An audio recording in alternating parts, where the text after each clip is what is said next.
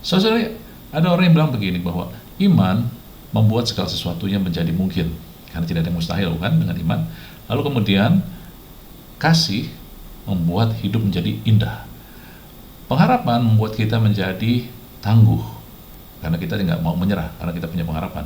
Tetapi keluarga membuat kita menjadi berarti, saudara.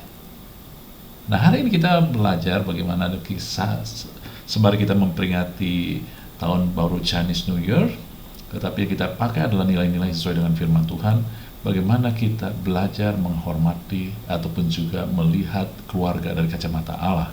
Saudara. Tema sentral daripada firman yang Tuhan mau berikan hari ini adalah berkat bagi keluargaku.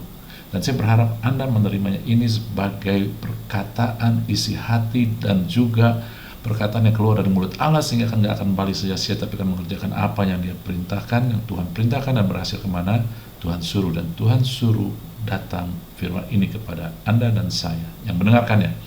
Amin. Nah, ayat firman yang akan kita ambil dari 1 Tawari 17, saudari, yaitu ketika Tuhan berbicara kepada Daud, ya. Lalu kemudian Daud menjawab kepada, ya, dalam ayat 27 nih, ya, Daud bicara kepada Tuhan. Kira-kira katanya begini, kiranya engkau sekarang berkenan memberkati keluarga hambamu ini, supaya tetap ada di hadapanmu untuk selama-lamanya. Sebab apapun yang kau berkati, ya Tuhan, diberkatilah untuk selama-lamanya, saudari. Jadi Daud meminta Tuhan untuk memberkati keluarganya. Saudara, ini di perjanjian lama. Nah, ketika Tuhan menulis sesuatu dalam perjanjian lama, itu penuh dengan syarat. Dan ingat, saudari, bahwa ketika Tuhan menulis melalui Daud permintaan untuk memberkati keluarganya, sesungguhnya itu adalah isi hati Tuhan untuk memberkati keluarga demi keluarga. Tapi yang menarik di sini, saudari, Anda nggak lihat di sini, Daud mengatakan kiranya engkau sekarang. Artinya ada sesuatu yang sebelumnya digenapi, terjadi, sehingga sekarang waktunya Tuhan memberkati keluarga daripada Daud. Dan notabene artinya kita belajar dari Daud, keluarga kita, saudari. Jadi pertanyaannya, sesuatu itu apa yang terjadi atau apa yang diselesaikan Daud, saudari? Tadi kita ngelihat di ayat 27. Oleh sebab itu, ya, di ayat 27 sekarang artinya kita harus mulai melihat di ayat-ayat ataupun pasal sebelumnya, saudari. Amin. Nah, kita akan melihat pasal 1 Tawari 17 ayat 7 sampai 8. Perkataan Tuhan kepada Daud melalui Nabi Nathan, saudari. Anda dengarkan, beginilah firman Tuhan semesta alam, akulah Allah yang mengambil engkau dari padang ketika kamu menggiring kambing domba untuk menjadi raja atas umatku Israel. Aku telah menyertai engkau di segala tempat yang kau jalani dan telah melenyapkan segala musuhmu dan daripadamu, dan aku akan membuat namamu seperti nama orang-orang besar yang ada di bumi. Saudara, saya minta Anda melihat di layar dan perhatikan highlight yang warna biru, saudari, ya. Dan kemudian ayat 9-10, aku akan menentukan tempat bagimu umatku Israel dan akan menanamnya sehingga tidak dapat diam di tempat ini sendiri dengan tidak lagi dikejutkan, tidak ditekan oleh orang-orang lalim seperti dahulu sejak aku mengangkat hakim-hakim atas umatku Israel. Aku akan menundukkan segala musuhmu dan juga aku memberitakan kepadamu, Tuhan akan membangun suatu keturunan bagimu. Saudara-saudari, dan di ayat 13, aku akan menjadi bapanya dan ia akan menjadi anakku.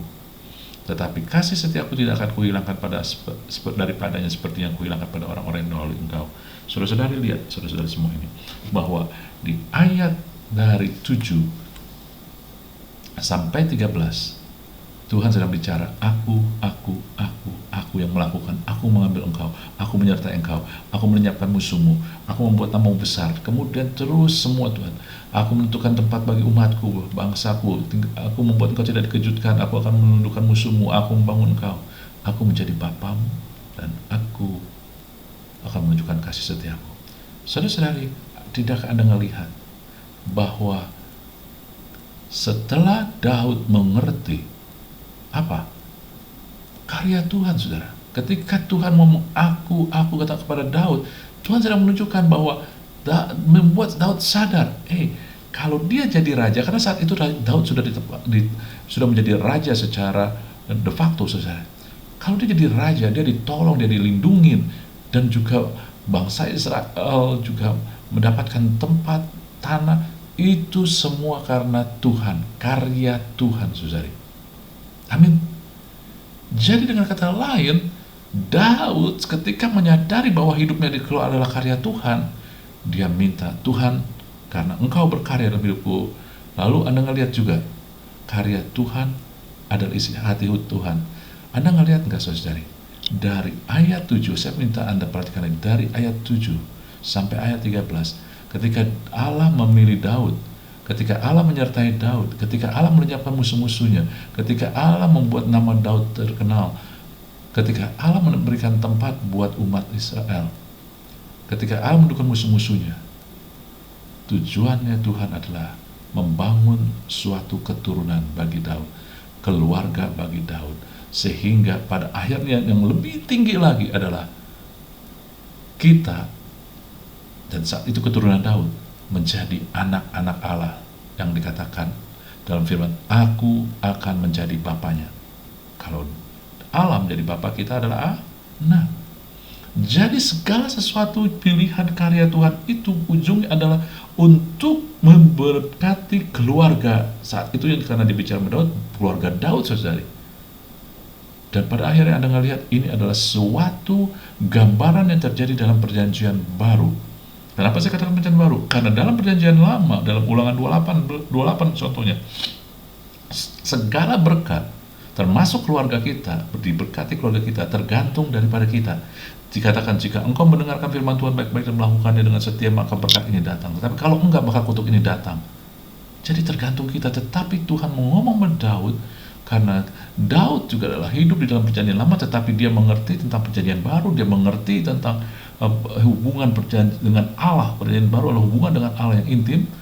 Maka Daud dikasih unjuk bahwa Tuhanlah yang melakukan, Tuhan yang berkarya. Saudara-saudari, ketika Daud menyadari bahwa hidupnya adalah karya Tuhan, keluarganya adalah karya Tuhan, maka dia berani percaya sehingga dia meminta, Tuhan, kiranya Engkau memberkati keluargaku. Sekarang, Tuhan, kiranya sekarang Engkau memberkati keluargaku. Kenapa? Karena Daud tahu isi hatinya Tuhan sekarang. Dia tahu hidupnya adalah karya Tuhan, dan dia tahu Tuhan sungguh-sungguh mau memberkati keluarganya. Karena tujuan Tuhan berkarya dalam kehidupannya adalah menegakkan keturunan daripada anak-anak Allah dalam keluarga Daud, dalam keluarga kita, saudari. Amin. Nah, di dalam perjanjian baru kita ngelihat ayatnya yang sama juga, paralel David tunjukkan pada kita di dalam 1 Petrus 2 ayat 9 sampai 10. Kamulah bangsa yang terpilih. Daud tadi dipilih kan, ditetapkan jadi raja. Kita juga, kita imamat yang rajani, ya, raja di dalam kerajaan Allah, bangsa yang kudus. Kita dikuduskan, dikhususkan untuk tujuan Tuhan, kepunyaan Allah sendiri, supaya kamu beritakan perbuatan Tuhan yang besar dan ajaib, mujizat, memanggil kamu keluar dari kegelapan kepada terang yang ajaib. Kamu yang dulu bukan umat Allah, tapi sekarang menjadi umatnya. Kamu yang dulu bukan anak, sekarang jadi anak Allah. Yang dahulu tidak dikasih, tapi sekarang telah dikasihi, saudari. Dan inilah anugerah Allah. Inilah untuk Anda dan saya, bukan hanya untuk Daud. Daud tadi perkataan Tuhan secara khusus buat Daud di perjanjian lama, tetapi sekarang Tuhan bicara kepada Anda dan saya di perjanjian baru, karena dia telah mati buat kita, dia bangkit buat kita, dan dia hidup buat kita, saudari. Artinya kita hidup bersama dia. Inilah. Oleh sebab itu, ketika Daud menyadari bahwa hidupnya karya Tuhan dan Tuhan memberkati keluarganya, maka dia berani minta, sekarang Tuhan berkati keluargaku. Sekarang untuk Anda dan saya, ketika Anda menyadari bahwa Anda telah dipilih, termasuk dengan keluarga Anda, selalu lihat, maaf sini, lihat, kamulah bangsa. Kata bangsa ini akar katanya adalah keluarga, saudari. Karena suatu bangsa, sama seperti bangsa Israel, dimulai dari 12 anak daripada Israel, saudari, lalu menjadi suatu bangsa. Demikian juga kata bangsa di sini adalah 12 dari akar kata keluarga, saudari. Ya, jadi Anda harus tahu bahwa isi hati Tuhan tertuju kepada keluarga. Tuhan selalu berarti keluarga. Ketika dia menciptakan Adam, dia bilang tidak baik manusia seorang diri, maka dia berikan Hawa. Dengan kata lain, apa? Mereka disatukan dalam keluarga. Tuhan sudah dari awal punya kerinduan untuk memberkati ataupun membangun keluarga bagi manusia. Amin. Sebab itulah karena dia membangun, dia juga memberkati. Sama seperti Daud, saya berdoa buat kita semua mengerti, ketika Daud tahu bahwa Allah memilih dia untuk meneguhkan suatu keluarga, dan lebih tinggi lagi adalah keluarga Allah, maka dia bilang, sekarang Tuhan, aku ngerti hidupku karyamu, dan kamu memiliki hati untuk memberkati keluarga demi keluarga, maka berkatilah keluargaku sekarang. Saudara-saudari, mulai perkatakan kepada jiwa kita untuk kita sadari, Tuhan, aku dan keluargaku telah dipilih, aku imamat rajani untuk memerintah, dikhususkan milik Tuhan, mengalami hal ajaib, jadi terang, diberi kemurahan, semua karyamu Tuhan. Amin. Sebab itu aku tahu keluargaku diberkati. Semakin kita menyadari bahwa hidup kita dan keluarga kita adalah karya Tuhan, ya, apa itu karya Tuhan?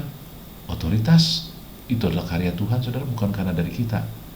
Anda dan saya punya otoritas di dalam dimensi yang kerajaan Allah, itu bukan karena kita, karena karya Allah. Kita mengalami hal-hal mujizat, saudara, itu karya Allah. Kita menjadi terang, karya Allah. Semakin kita menyadari, maka kita akan tenang dan ingat karya Allah. Allah tertuju karyanya juga kepada keluarga. Sebab itu kita berani yakin bahwa Tuhan, karyamu pada akhirnya adalah untuk memberkati keluargaku, keluarga kita semua, saudari. Amin. Nah, hal yang kedua, saudari, ya, ketika Daud katakan sekarang, ya, kiranya engkau sekarang, jadi sesuatu yang terjadi sebelumnya. Kita lihat di ayat 1-nya, saudari. Tadi kita mulai di ayat 7, 8, saudara, dan terus sampai 13. Sekarang kita ngelihat ayat 1-nya, ya.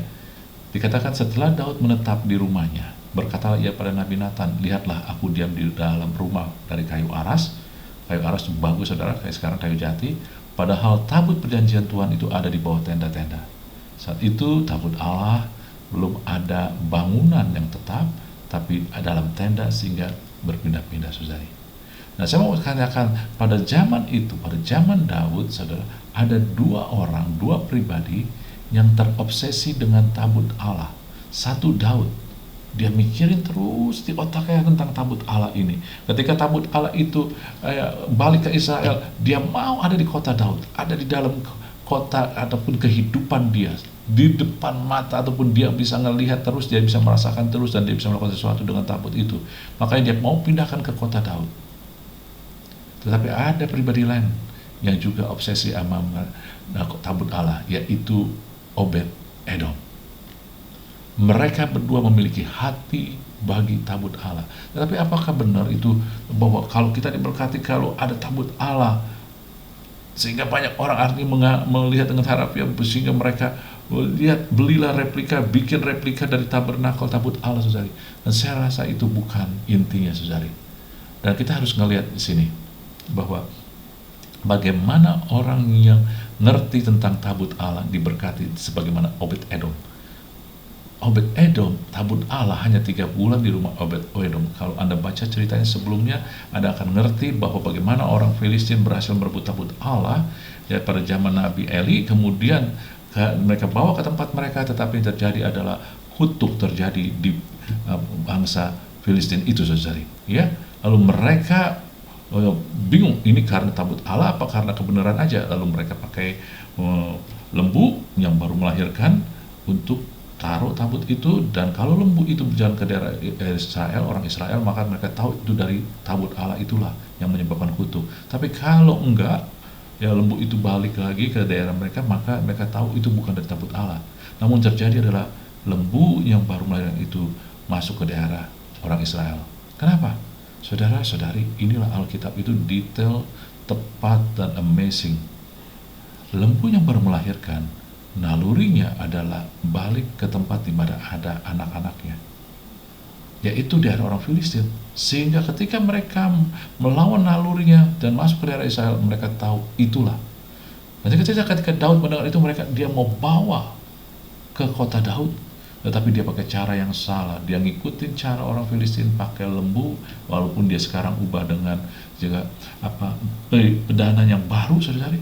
Ya, dan yang terjadi adalah Asa meninggal. Salah satu imam meninggal karena disambar, ya, hukuman oleh Allah. Daud jadi bingung, akhirnya dia taruh dulu dan ditaruh di rumah Obed Edom. Dan selama 3 bulan itu, Obed Edom tadi nggak ada apa-apa, akhirnya diberkati. Bukan hanya secara finansial, tapi juga keluarganya. Lalu Anda ngelihat juga kemudian riwayat hidup Obed Edom, sesuai keturunannya, anak-anak dan cucunya disebut dan menjadi orang yang berguna, orang-orang yang penting, orang-orang yang berpengaruh Tuhan dalam kehidupan orang Israel. Amin. Nah, bagaimana tahu bahwa Obed Edom itu sangat mencintai tabut Allah, dan juga bagaimana kita tahu bahwa apa yang terjadi ini, apakah karena mereka ngerti tabut Allah atau hal-hal yang lain nih. Nah, oleh sebab itu kita ngelihat dalam 2 Samuel 2 ayat 6, 12, 14, ayat yang paralel dengan kejadian yang ada di 1 Tawari tadi saudara. Dalam Samuel 6 ayat 12 begini, Tuhan memberkati seisi rumah Obed Edom dan segala yang ada padanya, artinya keluarganya saudari, karena tabut Allah itu. Lalu Daud pergi mengangkut tabut Allah itu dari rumah Obed Edom ke kota Daud dengan sukacita. Apabila pengangkat-pengangkat tabut Tuhan itu melangkah maju 6 langkah saudari, ia mengorbankan seekor lembu dan seekor anak lembu gemukan. Jadi Anda bayangkan, dikorbankan, disembelih 6 langkah doang. 6 langkah paling itu 1,5 meter ataupun 2 meter maksimal. Sembelih lembu dan anak lembu tambun, darah kemana-mana. Daud menari-nari sekuat tenaga. Saudara, ini membuktikan Daud itu obsesi sekali dengan bait Allah. Tetapi tahukah saudara, apakah itu sekedar bait Allah? Dan saya percaya itu enggak. Nah, saudara Anda harus mengerti bahwa budaya, kebiasaan, pola pikir orang Israel, Ibrani ataupun bahasa Ibrani, ya, kebudayaan Ibrani pun juga, ketika mereka melihat atau menamakan sesuatu, semua berdasarkan fungsinya atau tujuannya. Jadi nama-nama yang diberikan berdasarkan fungsi atau tujuannya. Demikian juga di sini. Jadi kalau saya unjuk Anda sebuah pensil, maka banyak orang bilang, oh itu adalah potongan kayu yang ada di dalamnya ada lir, lalu panjang, bulat, ujungnya runcing. Oke, benar. Tetapi kalau orang Israel, Ibrani selalu melihat berdasarkan fungsinya. Oh, itu alat untuk menulis. Ya, yang bisa dihapus, yang mudah dipegang, yang bisa diserut. Itu kira-kira. Ya, jadi berdasarkan fungsi. Maka orang Ibrani pun kasih nama berdasarkan fungsi ataupun tujuannya, saudari. Bukannya kasih nama yang saudara, hanya sekedar kelihatan keren, enggak, berdasarkan tujuan dan fungsinya. Amin ya? Dan disinilah Obed Edom artinya adalah hamba darah. Obed artinya hamba ataupun pelayan. Edom, dari kata dom itu adalah darah. Jadi Anda ngelihat, bukan artinya dia suka darah, tetapi dia obsesi dengan segala sesuatu yang diwakili oleh darah, yang terjadi dengan darah, saudari. Termasuk Anda tahu bahwa tabut Allah selalu butuh darah, saudari. Baik untuk korban bakaran, baik untuk percikan, saudari. Ya, jadi dengan kata lain bahwa 2 orang ini bukan hanya tentang tabut Allah, tetapi tabut Allah tidak akan menjadi apa-apa tanpa darah. 2 orang ini mengerti tentang kuasa darah, dan dua-duanya diberkati keluarganya. Ada apa dengan darah? Saudara, kita harus mengerti di dalam kerajaan Allah, prinsip kerajaan Allah, suatu perjanjian yang kuat harus dimateraikan dengan darah. Dengan darah. Perjanjian dengan Allah lagi harus dimateraikan dengan darah. Oleh sebab itu, kalau Anda ngelihat juga bagaimana Allah menyuruh bangsa Israel sesaat sebelum Yosua masuk ke tanah perjanjian, dia suruh bangsa Israel disunat. Ketika Musa juga diberikan, maka disuruh disunat. Demikian juga yang lain. Saudara, ketika disunat, maka bangsa Israel akan mengalir darah, mengeluarkan darah. Dan itulah materai dari perjanjiannya dengan Allah, karena darah adalah ketika 2 pribadi berjanji, maka mereka harus mengeluarkan darah mereka. Yang lebih lemah mengeluarkan darah sendiri, karena bangsa Israel yang memasuki tanah perjanjian, maka dialah yang juga harus mengeluarkan darah, makanya lewat sunat, saudari. Ya, itu salah satu maknanya. Nah, oleh sebab itulah tanpa darah suatu perjanjian belum sah. Suatu perjanjian baru sah ketika ada darah. Inilah salah satu kuasa darah. Kedua orang tersebut, Daud dan Obed Edom, diberkati keluarganya karena mereka meninggikan kuasa darah.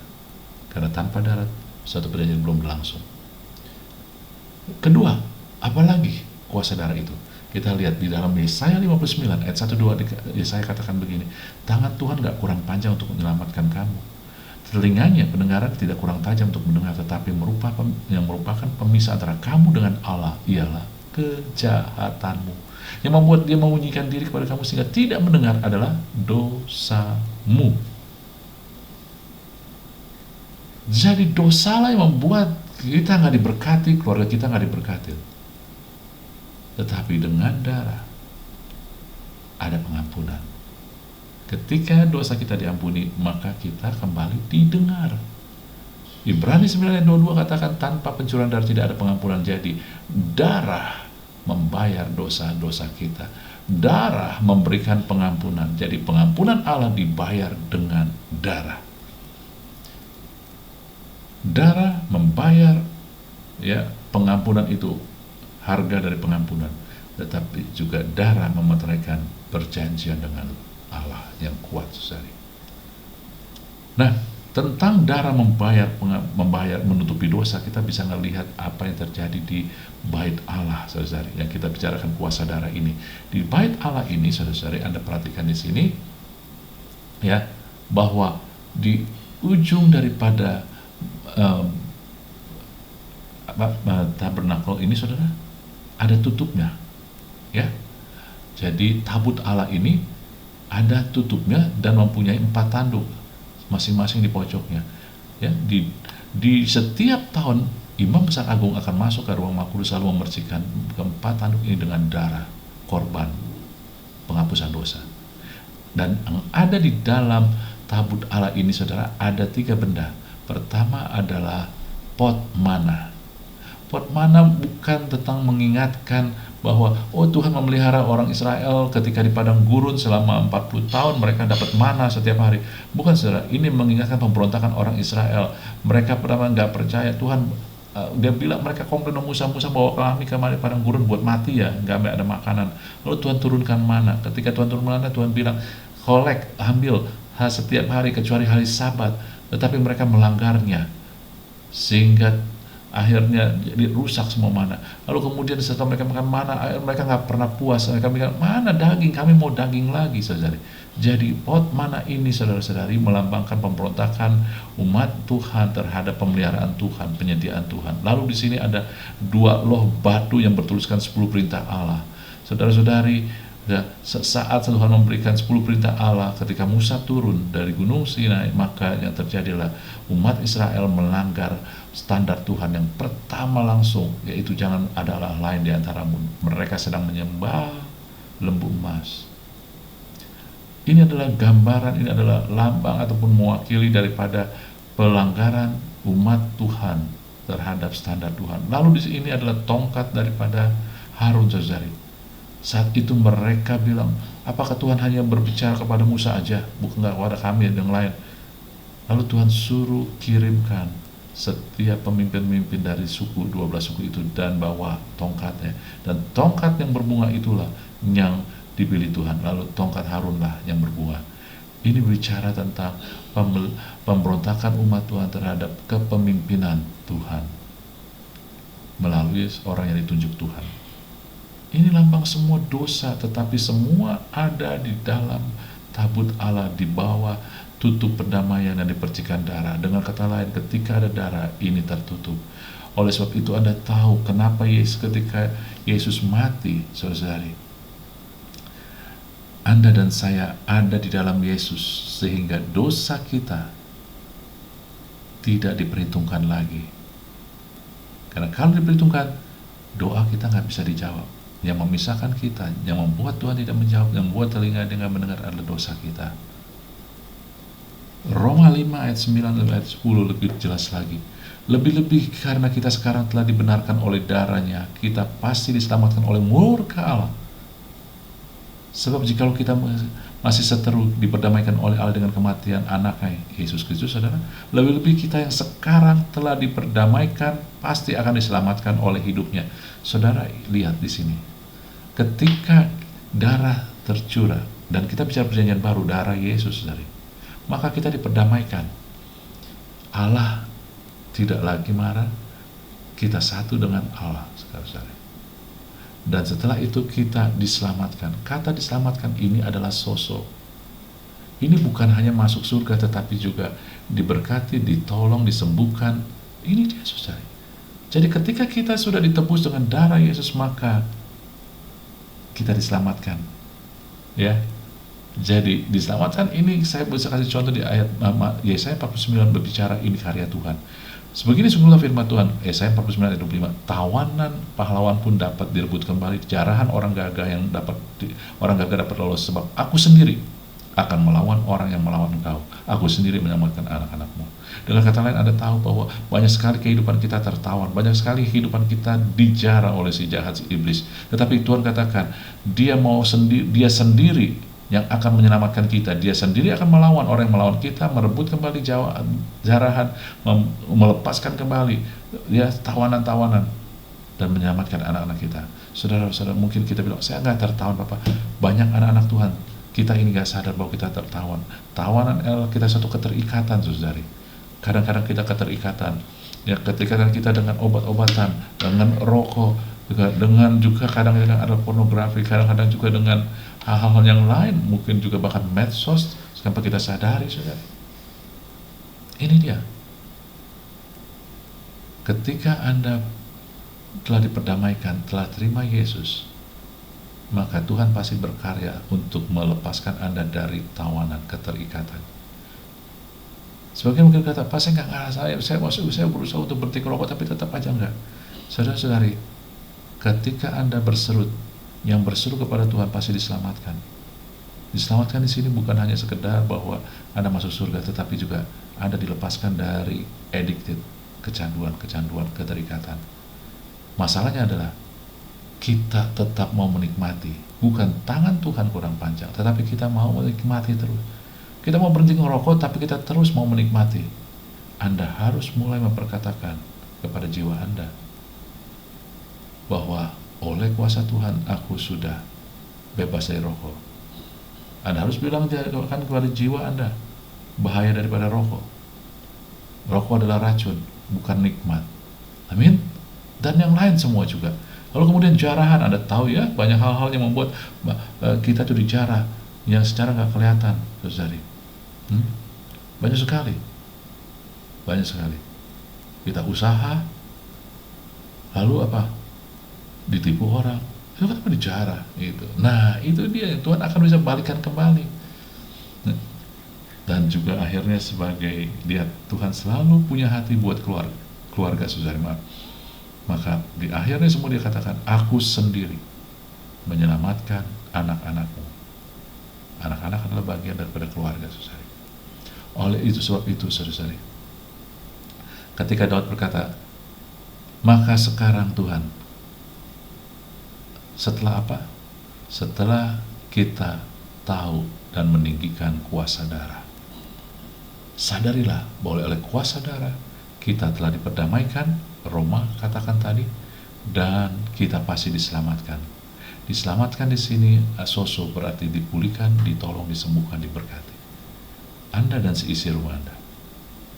Sebab itu ketika Anda terima perjamuan kudus, jangan anggap biasa-biasa. Anda harus mengerti kuasa darah. Anda dan saya harus seperti itu. Apa yang terjadi? Saudara-saudari, ketika seorang membuat perjanjian dengan Allah, maka dia harus mencurahkan darahnya. Demikian juga perjanjian baru, better covenant, perjanjian yang jauh lebih baik, sempurna saya katakan. Saudara, itu adalah perjanjian antara Yesus dengan Allah Bapa. Maka darah yang harus dicurahkan adalah darah Yesus. Ketika umat Israel bikin perjanji dengan Allah, maka mereka disunat darahnya orang-orang Israel. Tapi sekarang ketika Yesus mati di kayu salib, darahnya tercurah untuk memateraikan perjanjian antara Yesus dengan Allah Bapa. Sehingga Yesus sangat diberkati. Oleh sebab itulah kita harus ada di dalam Yesus. Satu-satunya ya agama yang mengajarkan dan membukakan kebenaran bahwa kita ada di dalam Kristus hanya kekristenan, orang yang terima Yesus. Kenapa? Karena saudara-saudari, Yesus yang bikin perjanjian dengan Allah dengan darahnya. Sebab itulah kita harus ada di dalamnya. Saudara-saudari, Yesus yang mencurahkan darahnya untuk menutupi dosa. Oleh sebab itu kita harus ada di dalamnya. Itu sebabnya dikatakan ketika kamu makan tubuhku dan minum darahku, kamu tinggal dalam aku dalam dia. Kekristenan adalah tentang karya Tuhan dalam hidup kita, saudari. Amin.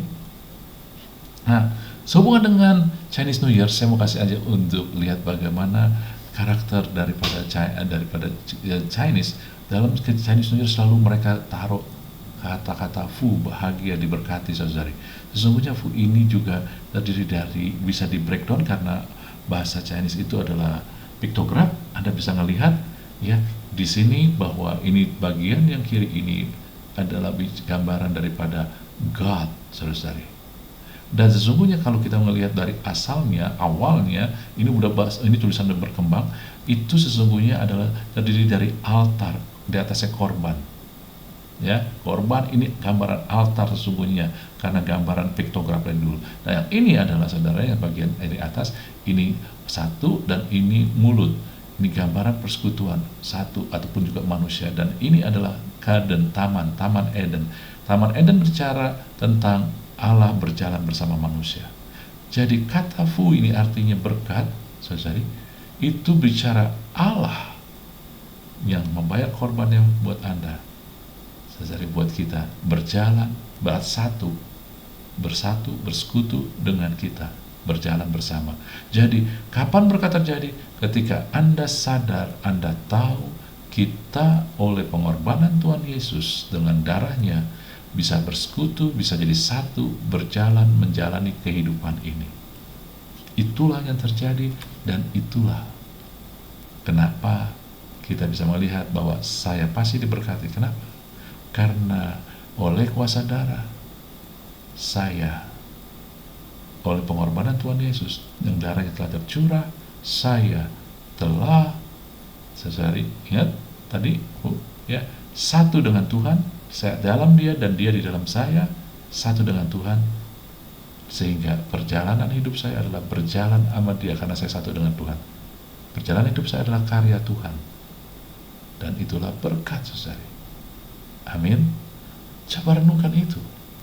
Jadi sadari, taruh ini di pola pikirnya, menjadi masalah pola pikir kita. Kenapa kita nggak ngelihat berkat Tuhan? Karena bukan Tuhan nggak berkati kita, berkat udah tersedia. Tuhan Yesus sudah bayar kok dengan darahnya.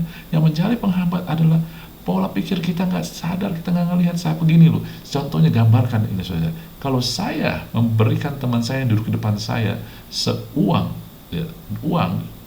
tetapi dia nggak lihat, saudari, sehingga dia nggak buka tangannya, apakah uang itu akan bisa dia terima? Nggak bisa. Masalahnya kita ngelihat berkat adalah kita nggak melihat, kita terus mengikat pakai pola pikir manusia, pola pikir perjanjian lama, bukan pola pikir yang perjanjian baru, di mana darah Yesus sudah membayar harganya, di mana hidup kita adalah di dalam Dia, sehingga hidup kita adalah karya Kristus. Kita nggak ngelihat, saudara. Saudara harus mulai tanam di pikiran kita bahwa pemulihan dan berkat kita sudah dibayar oleh darah Yesus, sehingga kita satu dengan Dia, dan kehidupan kita adalah karya Tuhan. Kalau karya Tuhan, maka kita memerintah, punya otoritas, mengalami mujizat, dan juga menyalurkan mujizat menjadi terang. Banyak sekali, saudara. Tapi mungkin sebagai Pak, hidup saya kok belum melihat kayak begitu. Saudara-saudari, ketika Anda sudah ngerti tentang kuasa darah, Anda sudah ngerti tentang karya Tuhan Yesus, Anda percaya itu, ketika hidup kita belum dipulihkan, ketika kita masih belum melihat hal yang baik, ketika kita belum melihat keluarga kita diberkati, saudara, jangan menyerah. Saat hidup belum melihat pemulihan berkat, jangan mundur. Kenapa? Karena firman Tuhan pasti digenapi, janjinya pasti digenapi. Bagian kita tetap berdiri pada firman Tuhan. Jangan lepaskan pengharapan di dalam Kristus. Tetap pegang itu. Kalau itu belum terjadi, bukan berarti tidak terjadi. Karena Tuhan sudah bayar firman itu. Firman gak bakal gagal, saudari. Firman pasti digenapi. Ya. Ayatnya banyak. Roma 9 ayat 8. Apa yang dikatakan Tuhan pasti digenapi di muka bumi segera dan sempurna, saudari. Ya. Banyak sekali ayat-ayatnya. Gak mungkin enggak. Karena dia sudah bayar kok.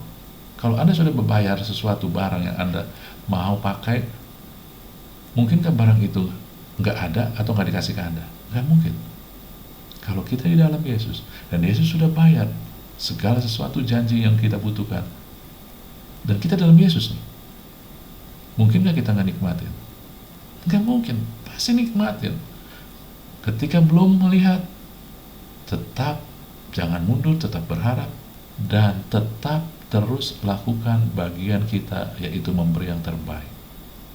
Jangan asal-asalan. Kenapa? Karena kita tahu kita sudah diberikan. Amin, saudari.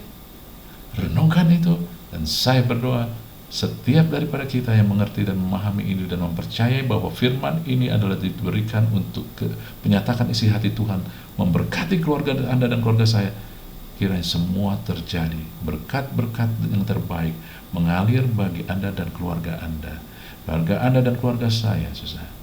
Segala yang baik, kemurahan Tuhan, pertolongan Tuhan, kesembuhan Tuhan, kelimpahan Tuhan mendatangi keluarga Anda dan saya dan kita semua, untuk menjadi kesaksian bagi kemuliaan Tuhan kita. Haleluya. Amin.